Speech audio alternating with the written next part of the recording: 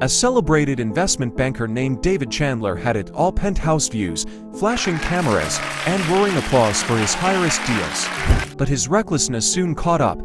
The market violently crashed, stripping him of his millions, his mansion, and his identity. He was left with nothing but shame, debt, and a small, run-down fishing shack on the coast.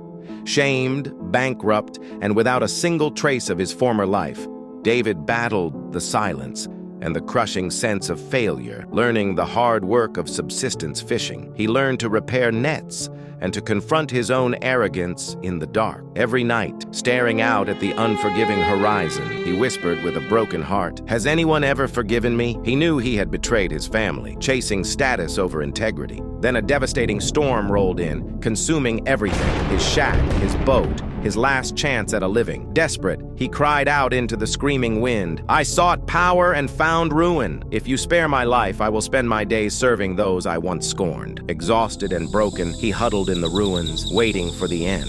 At sunrise, a distant sound carried on the breeze, a Coast Guard vessel. David stumbled down the cliff, waving his torn shirt. When the rescue team reached him, he pleaded, "How did you know I was here?" The rescuer pointed back to the sea. "We spotted your father's old, bright orange fishing net floating out past the reef. We thought it was a distress signal." David collapsed in tears of realization. The net he almost threw away, the remnant of the simple life he despised, was the very thing that saved him. When the worst happens, it's not always the end. Sometimes it's a divine redirect, using the remnants of your life to light the way to your true purpose. If you believe your biggest setback can become your greatest step forward, write "Amen" in the comments and share this story to remind others that sometimes the loss that breaks you is the same loss that leads you home.